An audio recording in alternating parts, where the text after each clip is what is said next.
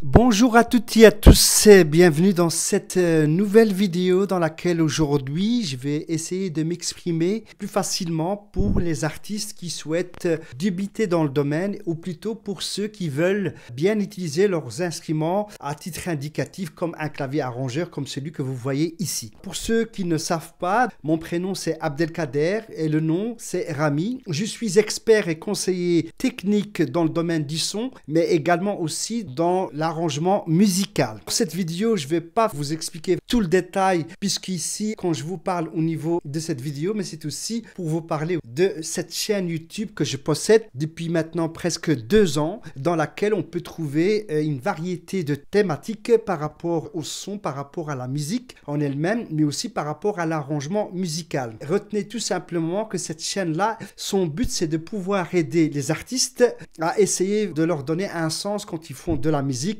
que ce soit du niveau amateur ou au niveau professionnel. On sait que le son, c'est une branche très spécifique et très complexe. Je ne vais pas détailler pourquoi je parle toujours au niveau du son, pourquoi je parle au niveau de l'arrangement musical, mais sachez également que cette chaîne permet aussi à différents artistes qui ont différents niveaux de savoir maîtriser les équipements musicaux avant de pouvoir faire de la musique. Et ça, c'est une tâche qui est difficile. Parfois, on a des personnes, malheureusement, qui lisent le mode d'emploi, mais qui ne comprennent pas véritablement ce qu'ils sont en train de lire, puisque c'est un jargon qui est technique, c'est un jargon artistique, et de ce fait, vous n'allez pas vous priver de faire de la musique parce que vous ne comprenez pas un seul mot sur le mode d'emploi. Et c'est pour cela que cette chaîne YouTube avait pour but justement d'aider les artistes dans tous les sens, que ce soit du côté du management, du côté de bien maîtriser son outil musical, de bien diffuser le son pour avoir une très bonne qualité. Ça, c'était ma conception par rapport à ma chaîne YouTube. C'était que ce que moi je voulais, on sache utiliser les équipements d'un point de vue artistique, mais aussi qu'on sache bien maîtriser son instrument pour en tirer profit. J'ai parlé aussi des différents ouvrages qui peuvent aussi vous aider, mais ça s'oriente plus pour l'ingénierie du son, c'est-à-dire pour ceux qui veulent comprendre le fonctionnement d'un studio d'enregistrement et surtout savoir les étapes lorsqu'on veut faire un très bon enregistrement dans un studio. Parce qu'il faut savoir aussi que quand je parle de studio, je parle de 2 manières différentes.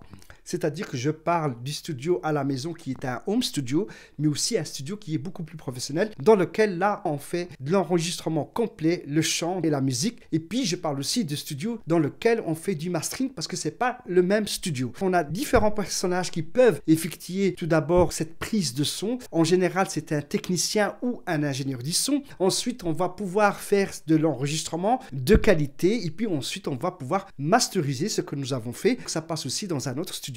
Et en général, c'est un ingénieur du son qui effectue cette opération qui est au bout de la chaîne. Je pense avoir dit l'essentiel par rapport à moi, par rapport à ma chaîne YouTube et par rapport à ce que je fais.